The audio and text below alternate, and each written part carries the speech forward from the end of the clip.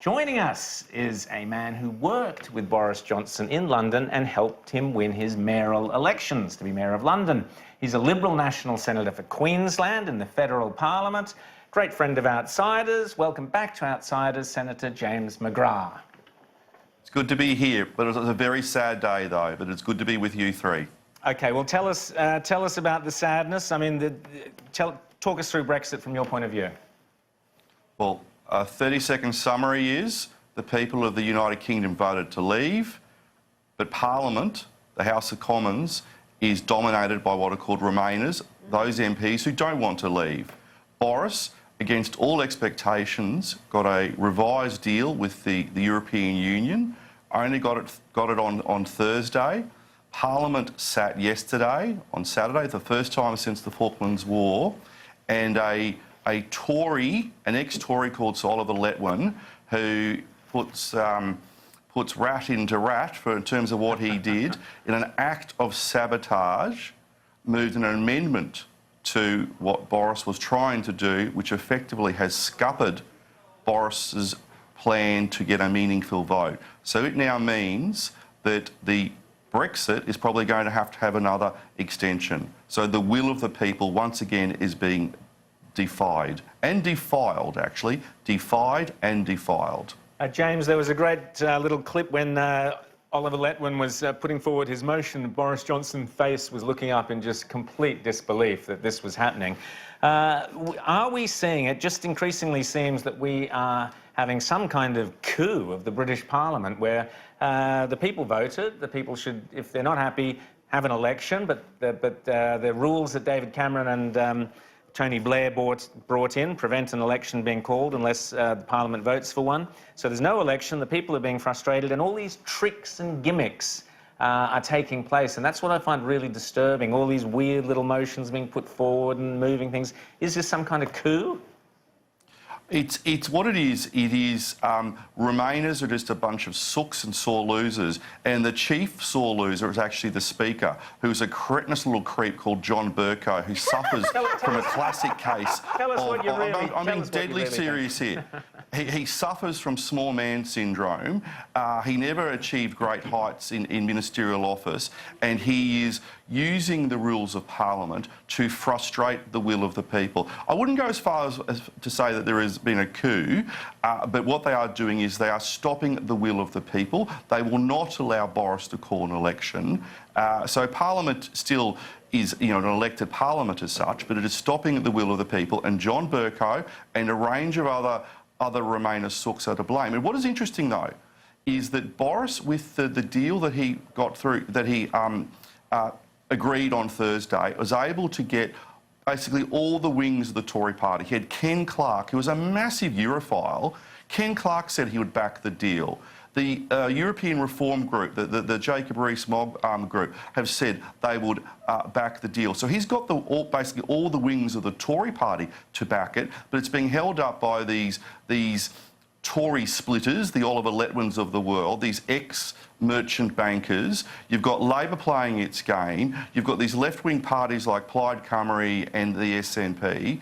It is very disappointing. So it's almost like Oliver Cromwell going to that Parliament, go in the name of God ye be gone, because they are frustrating the will of the people. James, I just want to show you mentioned Jacob Rees-Mogg. I just want to show you a clip of him being hounded after the votes in London yesterday.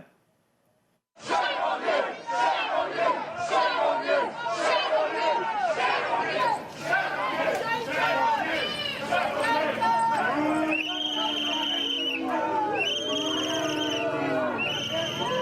Shame on you! So, James, Jacob Rees-Mogg is what, the Deputy PM or the Chief Whip or something, and he's being hounded. And just quickly, we could see there, the Remainers there with the EU flag. He was walking there with his 12-year-old child, and they were still throwing that abuse at him, and he had to have all the police officers surround him and the child to protect them. I mean, they are just absolutely shameless, these people. James. Absolutely shameless, the behaviour, and Jacob's, as Rita said, 12-year-old son there, but all the ministers leaving Parliament had to have police escorts because of the abusive and disgraceful behaviour of the Remainers. And this is the danger for the UK. The Remainers are such a bunch of sore losers. They're refusing to accept the will of the people, and they're using such language and such tactics, whether in Parliament or out in the street, to frustrate the will of the people. And what's got to happen is, for the sake of the country, they've just got to get on and deliver it. And also for the sake of the European Union. How do you think the other 27 countries feel looking across the pond to see what's happening in the United Kingdom? They actually, to be fair to them, and I don't like being fair to the European Union, I really don't, but they actually do want a deal. They want to move on with their lives. We've got a new European Commission taking over in about a month's time. They still don't want to be talking about Brexit. I mean, it's like a soap opera without any good-looking people in it. James? But so, I mean, like, we know that they're not going to call for or not allow another election. Is there talk of a second referendum? Is there a push for that? And if that went the other way against them, would the Remainers abide by that? Or where are the British people? The polls I've seen seem to suggest that opinion is hardening even more behind Brexit. So is that what's explaining this Remain intransigence?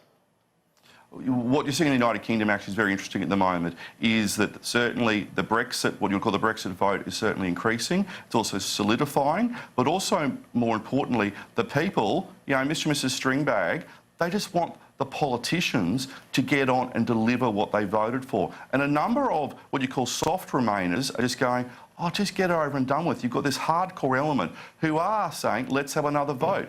But that's not democracy. Democracy is accepting the vote when it happens, not asking for another vote, hoping for a different outcome. The people voted. It's very rare for the United Kingdom to have referendums. They voted by a substantial majority. We're talking about 1.6 million people was the majority, voted for the country to leave, accept the result of the election and deliver it.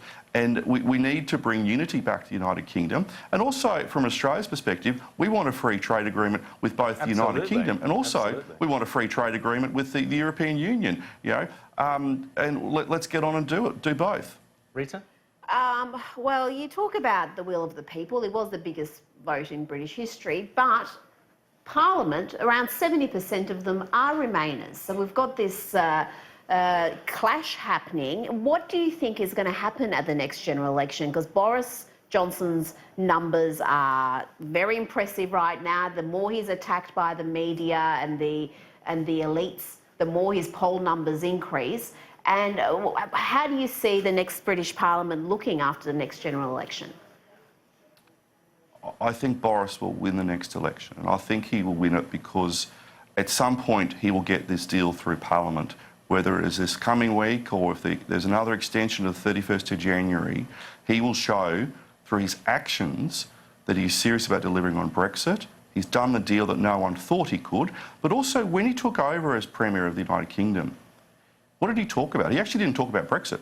He talked about the NHS. He talked about schools. He talked about law and order. He talked about the issues that people will deliver their votes on when an election comes. And I think Boris will call an election if he can, subject to Parliament allowing him to call that election, and he will win it because he's focusing on those issues. James, another thing to... Yep, sorry, you are a member of the Liberal National Party. That's a coalition, which is why it's successful. I've always said, and I still maintain, that Brexit will not be fully implemented until Nigel Farage is either in Downing Street or pretty close to Downing Street in some kind of Liberal National type coalition with the Tories. What's your thought on that?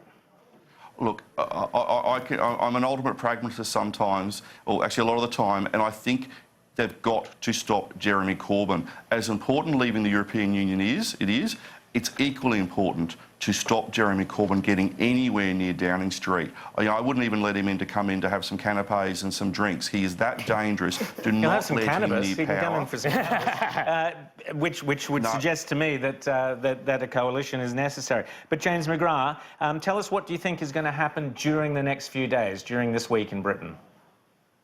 What's going to happen is Boris is making tons of phone calls at the moment in terms to the European leaders. So he has sent 3 letters have been sent effectively. He's got to comply with what's called the Benn Act, which is asking for an extension of the 31st of January. So he rather cheekily has sent a photocopy of the Benn Act to the European Union. He hasn't signed it.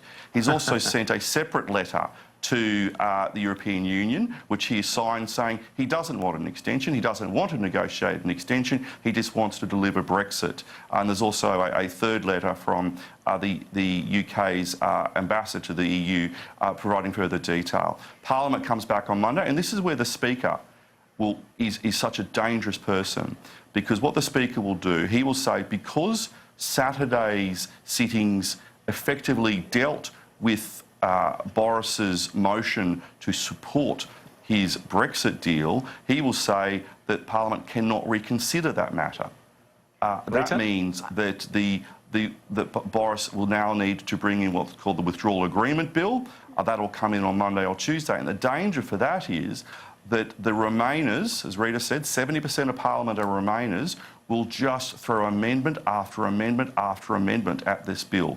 The aim of the Remainers is to stop Brexit, and they will use whatever tactic through Parliament, through the courts.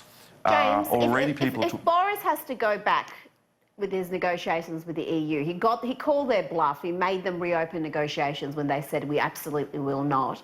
But he's now completely lost his position of power, hasn't he? If he goes back, they could give him that Theresa May deal that we saw earlier, or something even worse. So what does that do to any negotiations if they are reopened and he is forced to go back and have to thrash out a new deal?